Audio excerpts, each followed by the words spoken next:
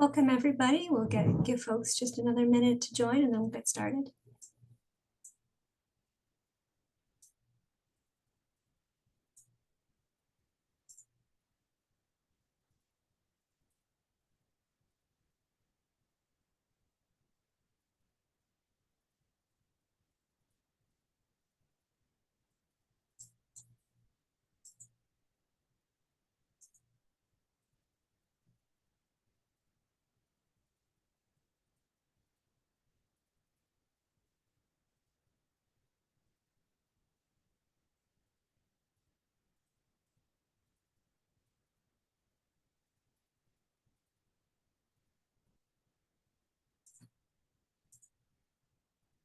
All right, welcome everyone to today's webinar, Children and Guns, What Every Parent Should Know, hosted by the Jewish Gun Violence Prevention Roundtable. My name is Rachel Graber. I'm the Vice President of Government Relations and Advocacy at Jewish Women International, and I will be moderating today's discussion. So thanks so much, everyone, for spending your Monday evening with us. And also a huge thank you to our amazing panelists for sharing their wisdom with us this evening. A couple of quick housekeeping notes. This evening, we're having a conversation that covers the basics of what parents need to know about how to decrease the risk their child may be harmed or harm themselves or someone else with a firearm. We know that folks are coming because they have a lot of questions. So please put any questions that you might have in the Q&A box, and we will try to answer everyone's questions in the latter part of the webinar, time permitting. Also, the Jewish Gun Violence Prevention Roundtable has put together a toolkit to accompany today's conversation. And I will be posting a link in the chat as we go along. We'll also circulate the toolkit to attendees after the webinar. So please meet our amazing panelists for today's webinar, introduced in alphabetical order. Dr. Robbie Goldstein is the Massachusetts Commissioner of Public Health, in which role he oversees a public health workforce of over 3,200 people and an expansive department comprising 8 bureaus and several offices responsible for a range of programs, including environmental health, infectious diseases, injury prevention, and maternal and child health. Previously, he served as Senior Policy Advisor at the Centers for Disease Control and Prevention, the CDC, and was the Medical Director and founder of the Massachusetts General Hospital Transgender Health Program. Welcome, Dr. Goldstein. Rabbi Tamar Manasseh is an anti-gun violence activist, community leader, mother of 2, and rabbi. In 2015, Tamar founded MASK, Mothers and Men Against Senseless Killings, on the south side of Chicago to build stronger communities through a focus on violence prevention, food security, and housing.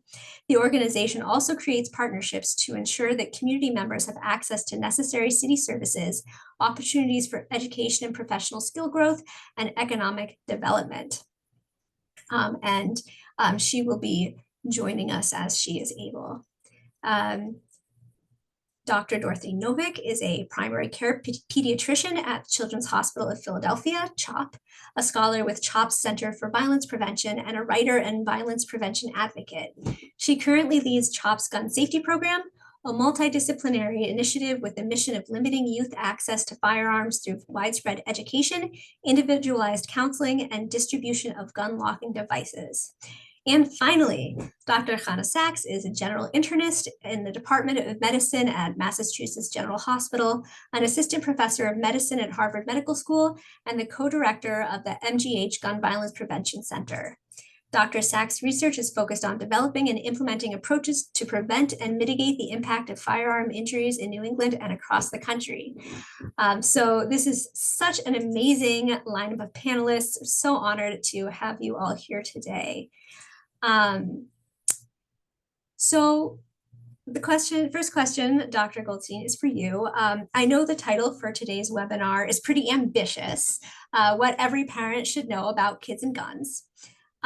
As a public health practitioner and a physician, what do people need to know about the use of guns by and against children? Thanks for the question, Rachel, and thanks for inviting me to be on the panel tonight. It's really great to be with everyone. I'm going to start by answering that question, as we so often do in public health, by first just sharing a little bit about the data. And I will apologize, I am a little bit Massachusetts-centric in my data, but that happens to be where I'm the commissioner and where I do most of my work.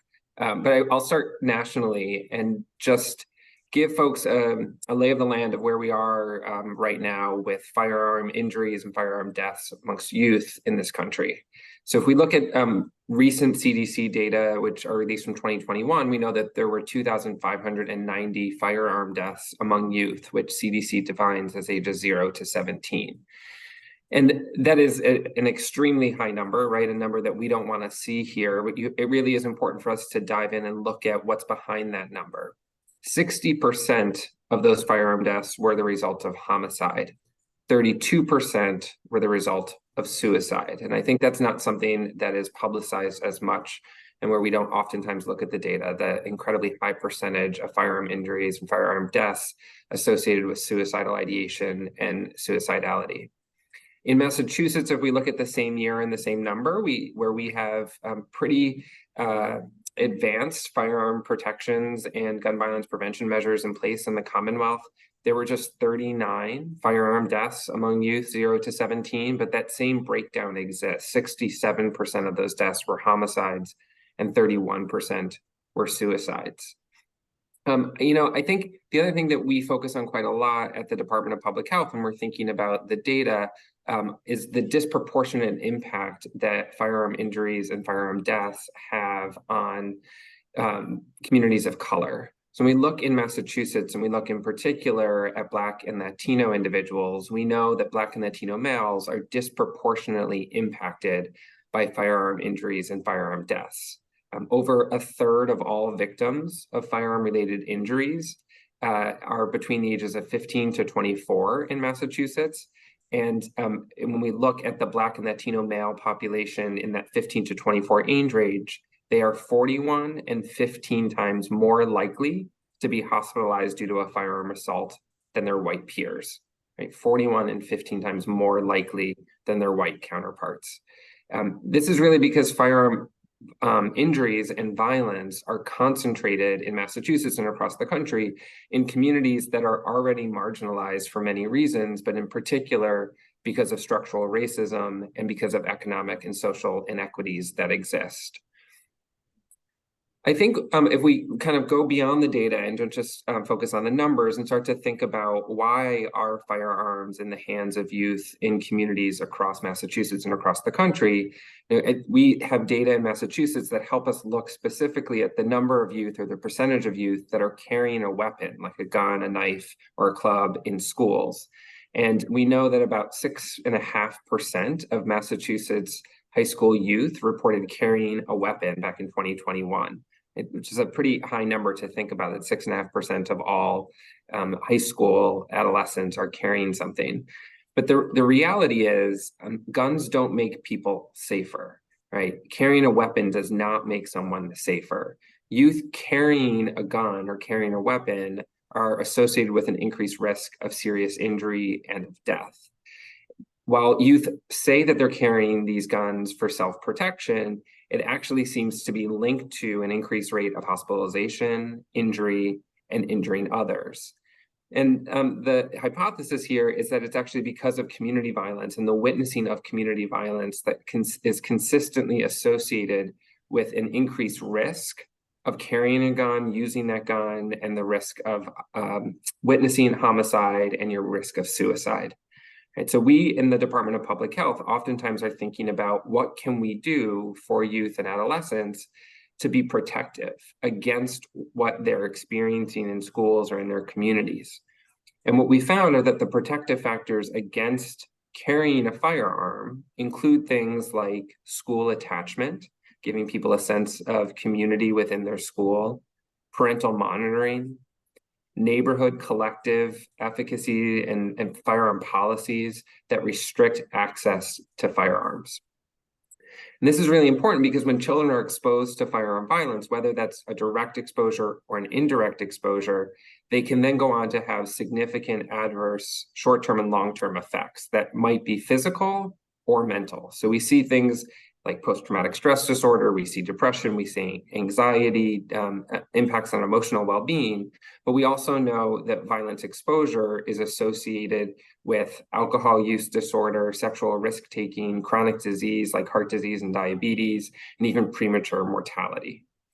I think one important thing to say, and maybe the last thing I'll say from the public health lens, is to just recognize that while the narrative in the media may be that mental illness is a contributor or cause of gun violence, it's actually the reverse is true.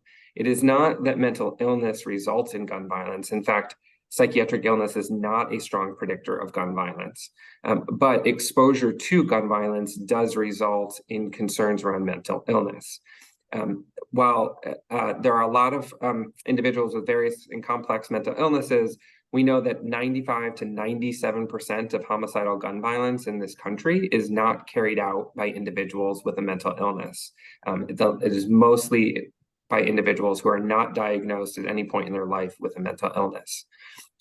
So I think our public health approach to gun violence is really one that is focused on understanding the data, recognizing that community violence is the outcome of really structural violence, and we have to address structural violence, community interpersonal violence, that is oftentimes a result of systemic racism and systemic inequities, to really get at the core of what is happening with youth and firearms in schools and in communities across the country.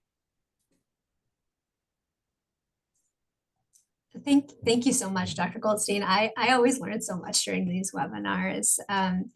So now to ground today's conversation in Jewish tradition, I'm honored to turn the conversation over to Rabbi Manasseh.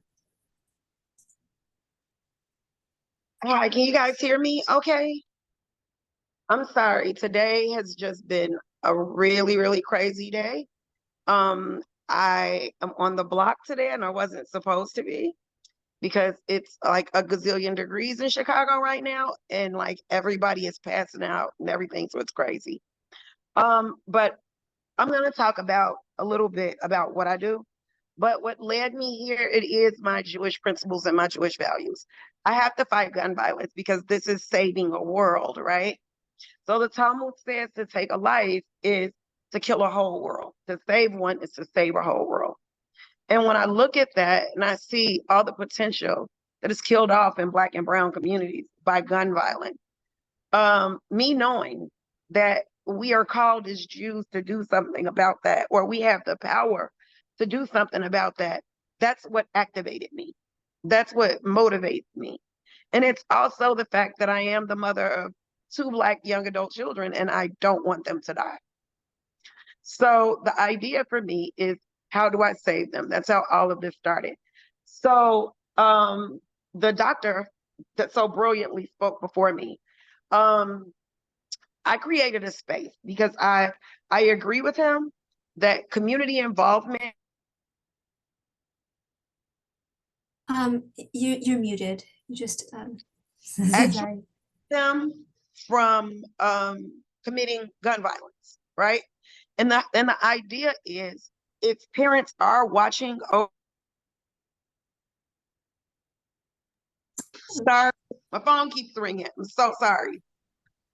But if parents are watching over the children, right, then what ends up happening is there's less gun violence, because the idea is you don't want to shoot someone.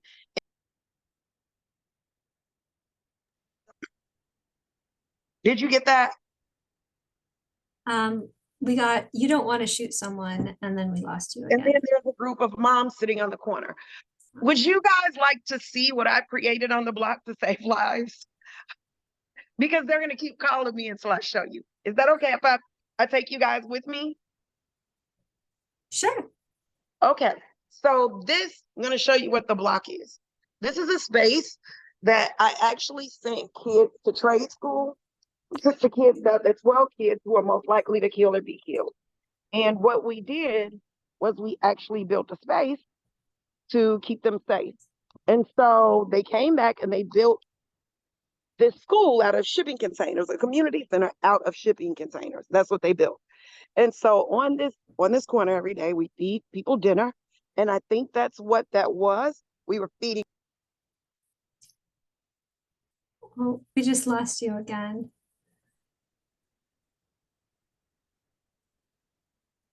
Can you hear me? I'm back. I lost you. Sorry. But what we've created out here is a space where we keep people safe, right?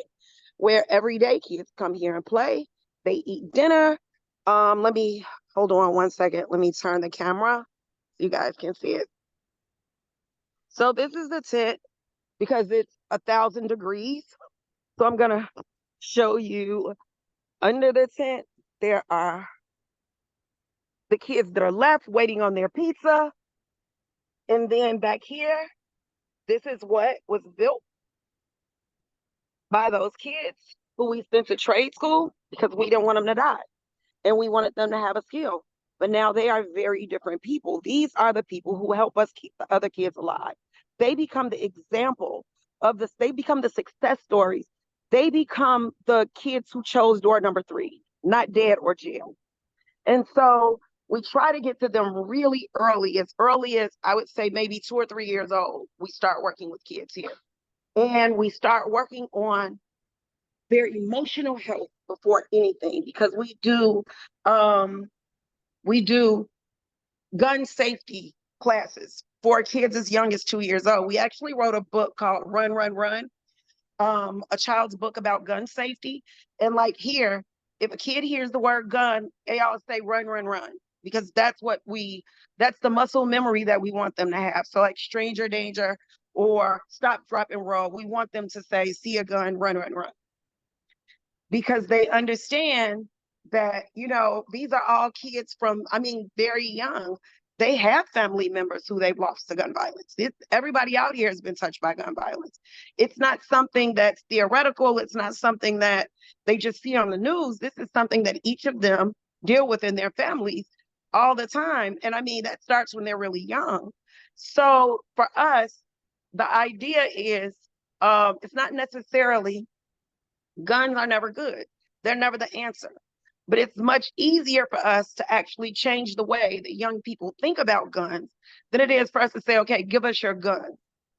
We just try to create a space and we try to create a narrative that turns them off from guns.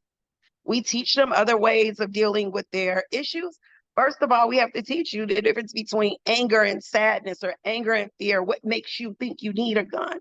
We talk about those kind of feelings. What are you going through at home? We want to know all about these things. And that's how we actually stop gun violence here. It is all of the people in the community are really involved in what we do here with these kids and how we go about dealing with gun violence. It's not typical. It's not the same way everybody does it, but it is our involvement in the city of Chicago where weekend after weekend, we see upwards of 50 people, 40 people getting shot. Nobody gets shot over here because that's not what we do here. That's not how we deal with conflict here. So being present in the community in spaces where people are present and there are things going on there and it's understood that that is a gun-free space, it does change the way that people in the neighborhood see it and see themselves. They see the entire problem of gun violence differently. But you have to first introduce it to them. And it's not something, I'm out here literally every single day from 4 to 8 p.m. Kids are getting ready to eat dinner in a minute and go home. And I can deal with the rest of everything that's going on, but that's every day. You're going to get a meal. You're going to get education. We're going to talk about your feelings. You're going to learn how to deal with those health in a healthy way, in a productive way. That's where it has to start. It has to start in the community. Kids who feel like they need protection and there's no adult there to protect them, those are the kids that carry the weapons. Those are the kids that always have some kind of weapon on them. We don't want them to feel that way. So we as the adults want to be the very first line of defense for them. Thank you so much for telling us about the amazing work you're doing in the community. It sounds like, so many of the things that Dr. Goldstein was talking about, that are core contributors and drivers of gun violence, like housing instability and not knowing where your next meal is coming from, and not having adults who listen and care and support you. Like you're on the ground doing that, and I think we're here and we're going to be talking a lot about kids today, right? But you're talking to kids, right? You're checking in with them, and it's so important to check in with young people and to support them in I their want to daily know what's going lives. on in their lives, right? I want to Yeah. know everything. I want to know, like I just had a bunch of kids come up who played baseball and football, but they couldn't go to practice because they didn't have bus fare. And I said, okay, well, that's not going to happen again. We're going to go buy venture cards. So you can have the money to get on the bus every day and go to baseball practice and to football practice. You need them to be engaged in something positive. If we can provide that, we're going to do it. That's what we're going to do. Because if they're occupied doing that, they aren't in the streets. They aren't susceptible to what's going on, like, on the streets. They aren't. So anything that it takes to get kids, off the street and to get them into something positive and something they love, we'll help with that. We'll do it. Wonderful. That's so amazing, and it's such a inspiration, I think, to everyone. The amazing work you're doing, and the And this is, community that you have built, but they have built with you, right? yeah, everybody shows up for Yom Kippur. Yom Kippur is huge out here. We have 100 people, and most of them aren't even Jewish, but talking about atonement and forgiveness and remembrance is a really big deal in a place where so many people kill and are killed, where so many young lives are lost. It's really cathartic for people in this neighborhood to be able to feel like they still have, there's still some redemption for them for whatever they've done to survive. There's still a way to communicate with those, like their loved ones that have moved on. All of those things help stop gun violence. All of the little things, it might not seem like a big deal, but it's like literally using Yom Kippur to stop gun violence. Who knew? Yeah. Wow, that's so powerful. That I just the idea of hope and the possibility of having a clean slate and redemption, and that there are people who, both in a spiritual way and in an interpersonal way, that there's always going to be somebody there who will support you and value you for who you are, Yeah, even if possibly maybe people have made yeah, bad a harmful huge deal. choices. There's always a path to hope. It's a huge Um, deal. yeah, so thank you so much. I know you're kind Yeah, of um, in the it's middle dinner of time. so much. So thank So you it's so much. all crazy out here. Yeah, thank you so much for stopping in. And we really And if you can appreciate it. put the ontheblock.org in the chat, you can see what we do here every day. You can keep up with us. You can donate because that's always important. Ontheblock.org. Okay, I put it in the chat, and there is a Thank link to you. the toolkit. The toolkit has your book, but I will also add the link to ontheblock.org to the toolkit because it is a Google Doc. Thank you, guys. So it allows that flexibility. Thank you so much. Thank you, Uh, guys. we really appreciate it. Have a great evening. Enjoy the webinar. You too, and stay cool. Okay, thank you. So Dr. Sachs, Dr. Goldstein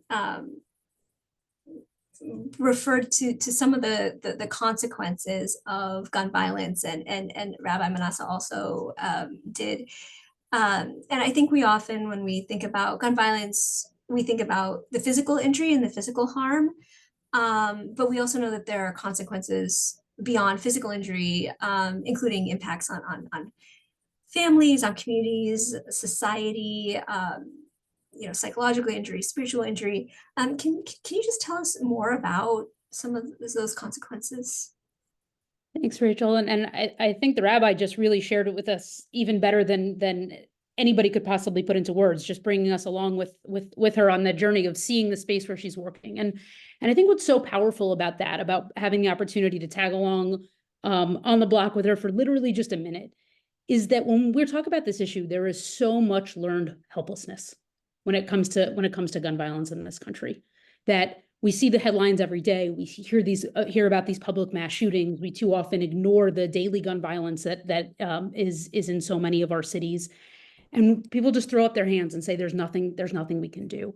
And what's so powerful about what the rabbi just shared with us is really just showing the way that we tackle this issue one step at a time, and the way we tackle this issue in community by showing up. And I think it's so important to do that because the ramifications of gun violence, the commissioner just shared with us a little bit earlier, so many stats about the numbers of gun deaths. And that's how we talk in this country so often, about the number of deaths. And it's important, it's tragically high. Gun violence is the leading cause of death among children and adolescents in this country, the leading cause of death.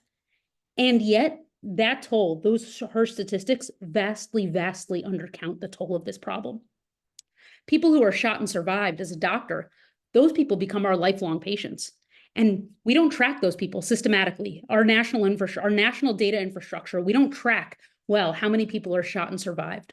Our best estimates, research from my group, from others around the country, say that it's about 2 to 3 times as many people who die are shot and survived.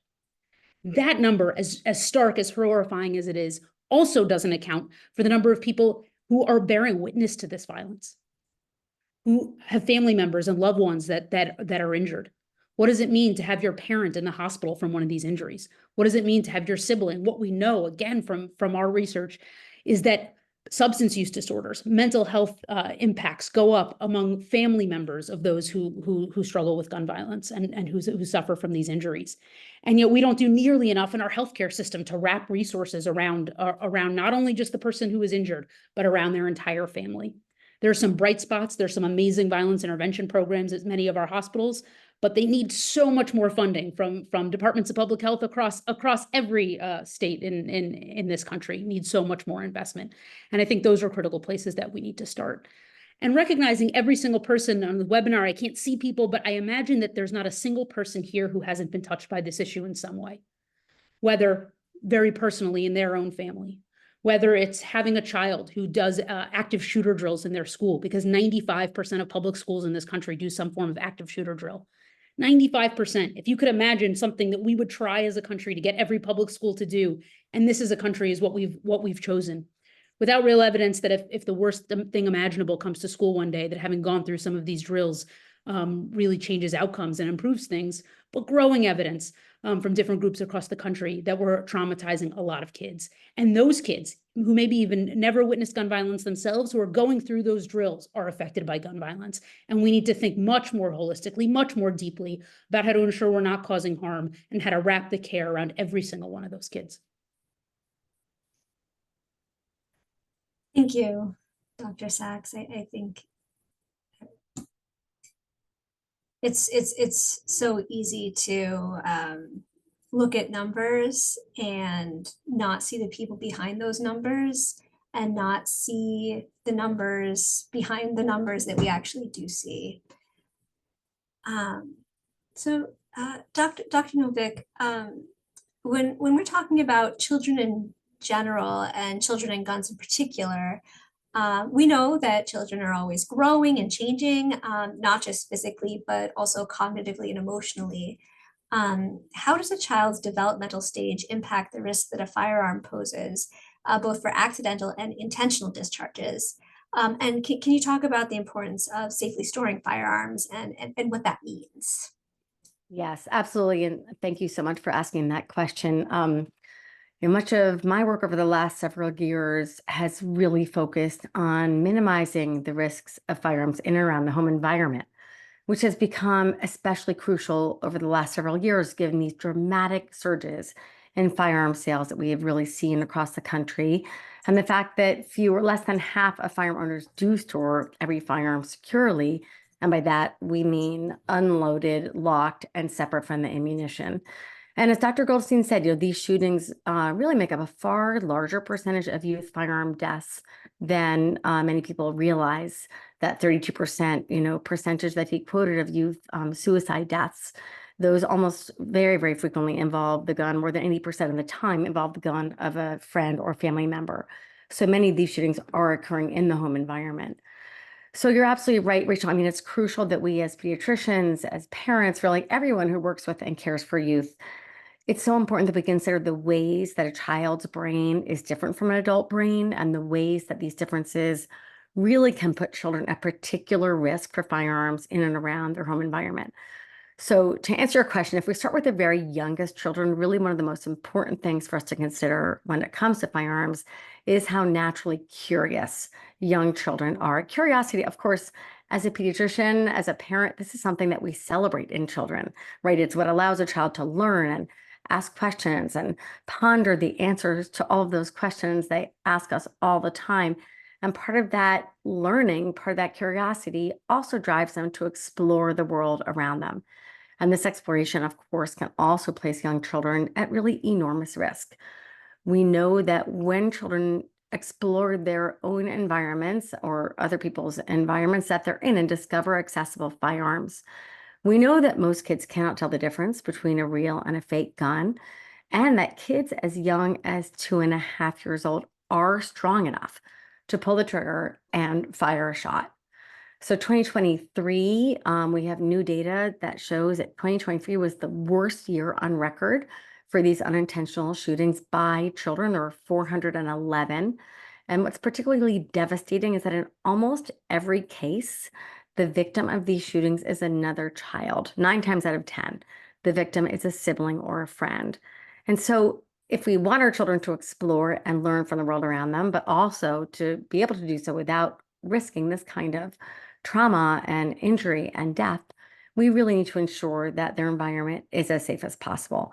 And that really does mean that making sure that any firearms that might be in or around the environment where that child is spending time are kept unloaded, locked up securely, and separate from the ammunition.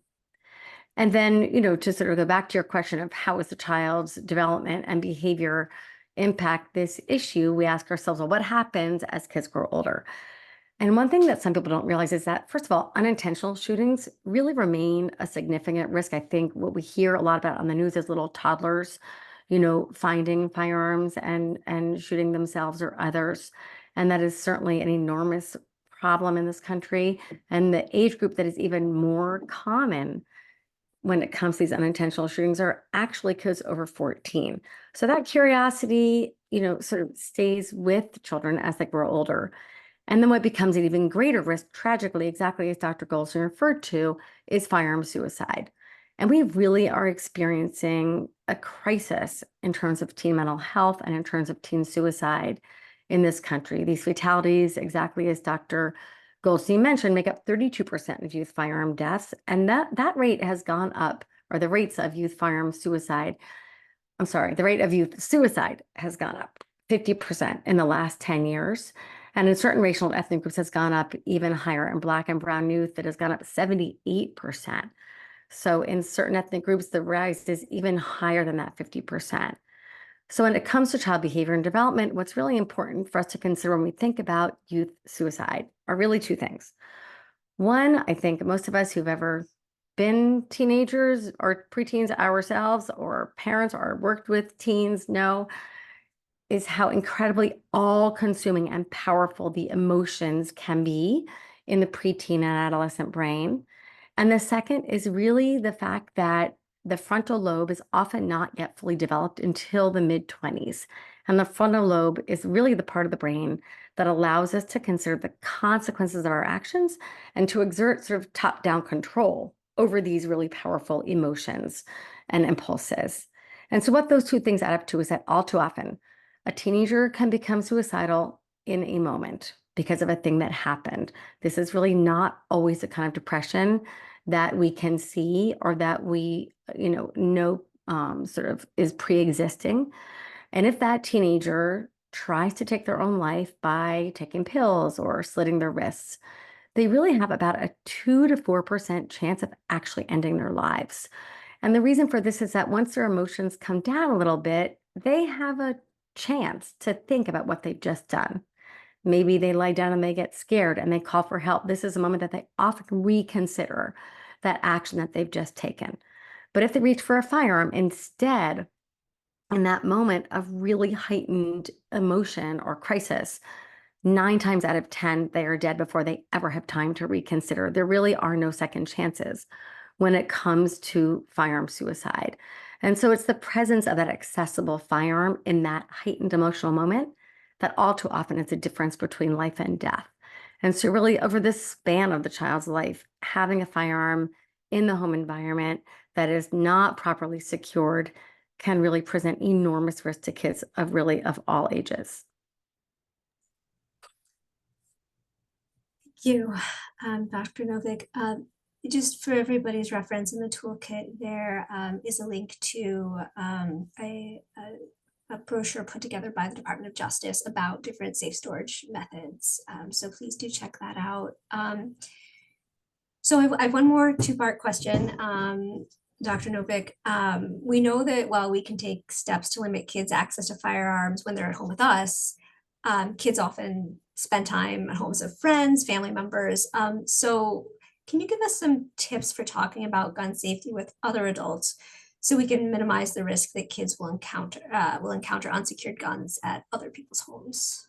Yeah, absolutely. And thank you again for speaking to this issue. This is really a sort of a movement, I would say, that many of us in this field are really working on to increase the awareness of the importance of asking other places where your child spends time. Remember, again, that there are more firearm owners across this country really than there ever were before. 1 in 3 kids live in a home with a firearm. And so it is really important to understand that, guns are really normal in this country right now. And so the conversation about guns really needs to be normal as well. The problem, of course, is that many parents will tell me it feels like such a sensitive and awkward subject. They don't want to bring it up. They don't want to offend someone. And I would say sort of, 2 things to that.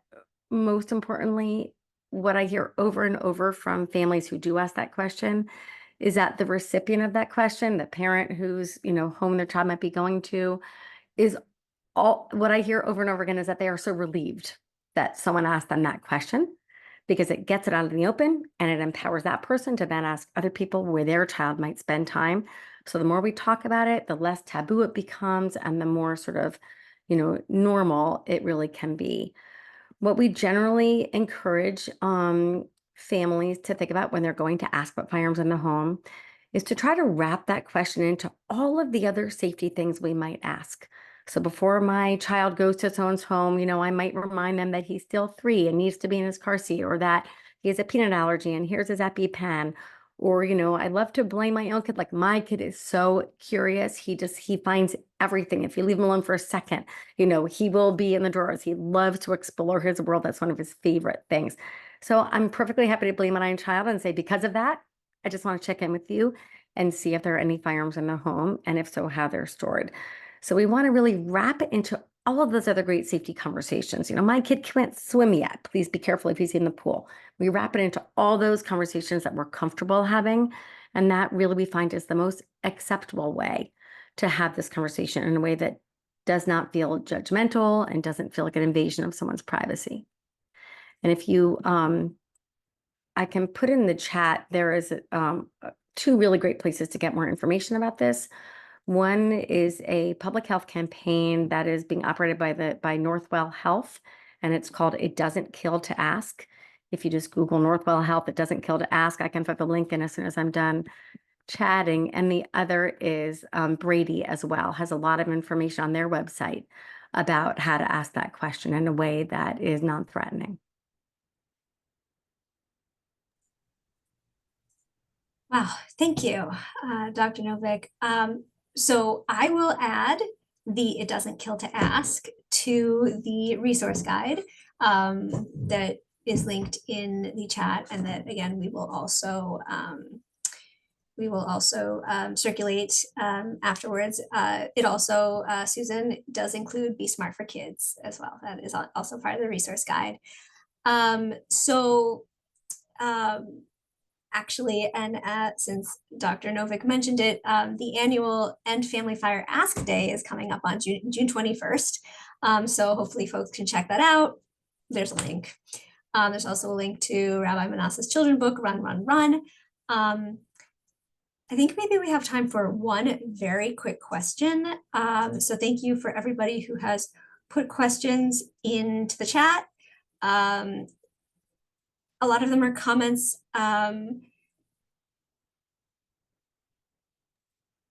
One quick question. Firearms is the leading cause of death in children, surpassing car accidents, drowning, etc.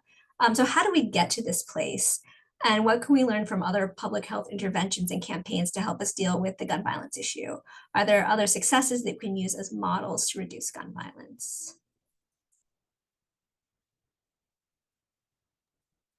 Sure, happy to jump in, and others can follow. I think one of the ways we got there just mathematically is because the death rate from car crashes has dropped precipitously over the last 40 years. And I think some people often use that line of cars kill people, what are you going to ban cars? And I actually love when people say that, because I think it's one of the perfect analogies of, no, we didn't ban cars, but we did a lot of things to make them safer.